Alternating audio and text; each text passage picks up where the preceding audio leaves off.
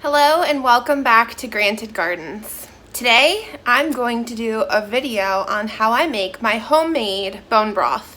I thought this was a perfect time after Thanksgiving, if anyone held on to their bones, which I did for my turkey. And then basically as we go throughout our meals, if we have stuff that has substantial amount of bones that we can collect, we'll save them, just toss them in the freezer.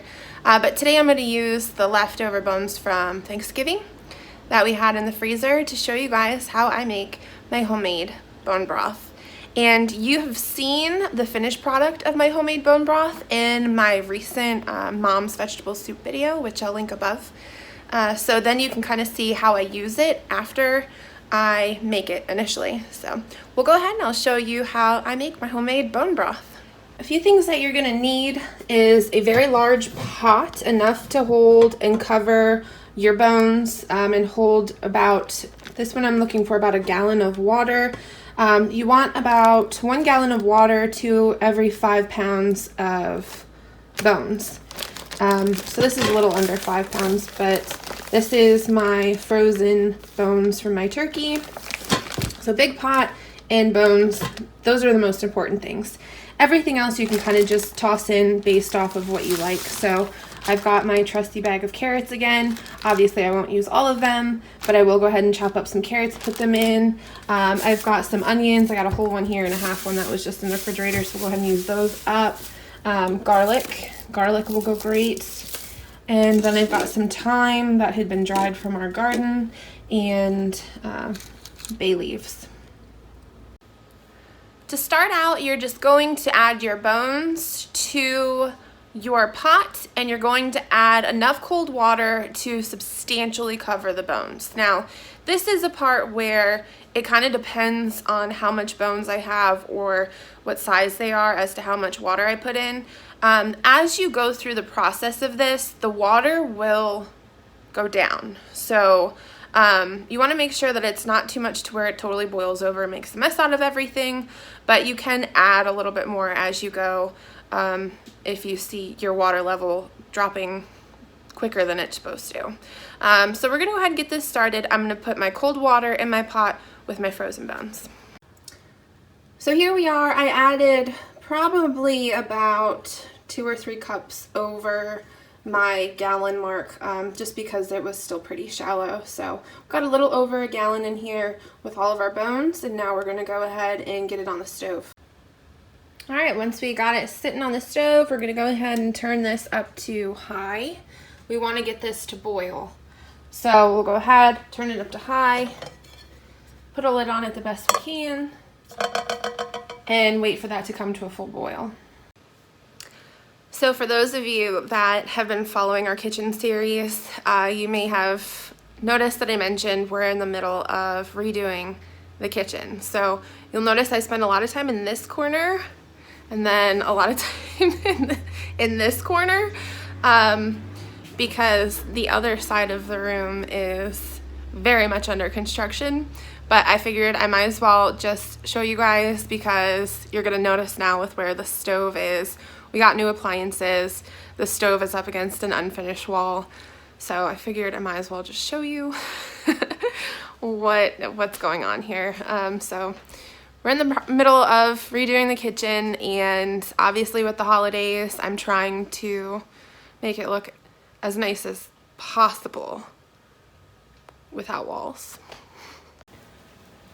So here's the addition to the kitchen. This used to be a breezeway, so there was actually a wall here right down the center, and this was actually just an exterior breezeway. So we went ahead and closed off the walls, and this is going to be our new dining area. So this is kind of what the kitchen looks like currently.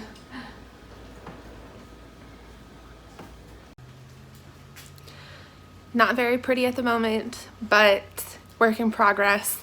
So that's why you guys always only see this half of the kitchen. Okay, so it started to come to a boil. So now what I want to do is I'm going to turn this down to, you can't see it through the steam, to low, and let that just simmer. So once it comes to a simmer, we're going to set a timer for 1 hour. 1 hour is just the water and the bones. Okay, so our bone broth has been going for an hour now with just the bones and the water. I'll show you exactly what it looks like right now, and then we're going to start chopping up our vegetables and tossing them in. So you can see how some of the bones are, now a lot of the meat has come off of them. Some of the bones are starting to look a bit dry around the edges. That's what you're looking for. So we'll go ahead and toss in some of our veg.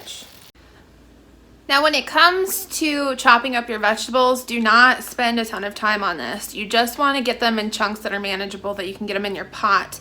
You're going to end up straining out everything once your broth is done. So it doesn't have to be pretty, it doesn't have to be super fine, just chunks that are manageable. So here I've got about half an onion, 3 carrots, and 3 cloves of garlic. I'm going to go ahead and put in the pot.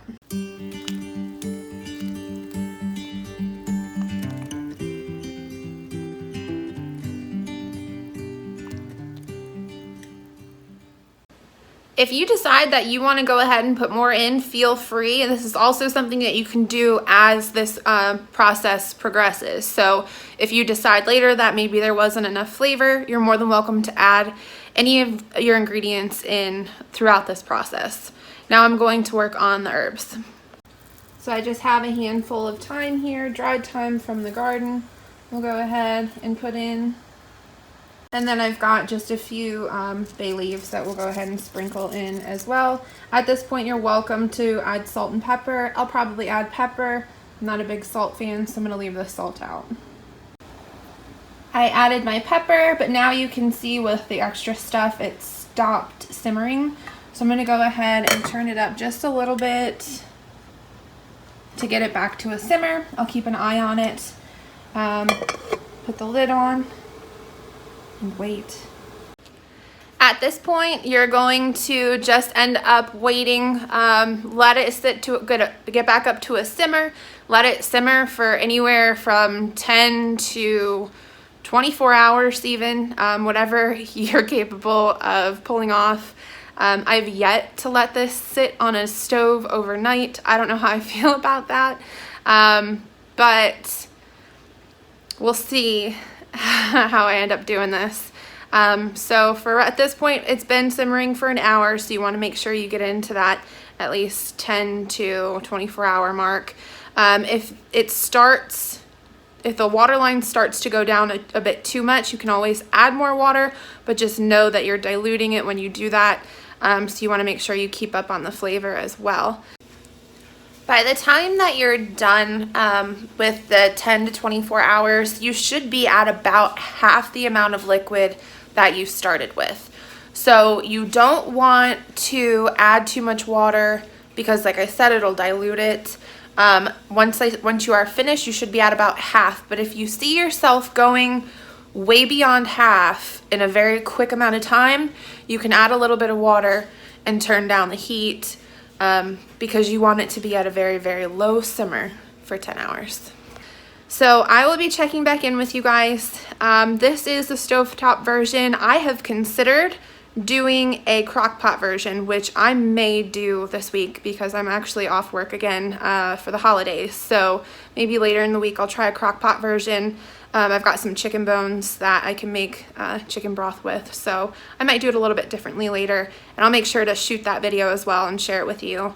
But other than that, you're done. You have to just wait a long time and then let it cool, strain it, and you can go ahead and put it into any canisters that you'd like.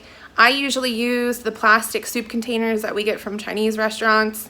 I can, pour about a quart in there, and then it's usually pretty good from there. Just pop it in the freezer and it's ready to use whenever you need it. So thank you guys so much for watching. I hope you enjoyed. Have a very Merry Christmas, and I look forward to sharing more with you soon.